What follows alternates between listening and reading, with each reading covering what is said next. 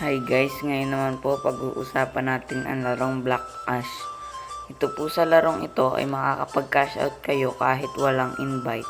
Sa larong ito, kailangan nyo lang pong gumawa ng kanilang mga task.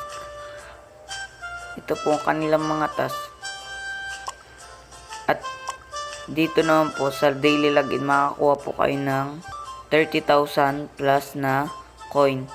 Dito nyo po yan makiklaim pag araw-araw po kayong naglalagin. Wala po kayong gagawin kung maglaro lang po. At pag-usapan naman po natin ng withdrawal. Sa withdrawal naman po, ang kailangan nyo lang ay makaipon ng coin. At yung coin na po na yun, may auto-convert na po yun. Ang naipon ko na po sa laro na ito, sa loob ng 3 araw, ay 293 pesos. At pag umabot po yan ng 500 pesos, pwede ko na pong i-cash out yan through GCash. Ayan po, GCash. Through GCash na po yan.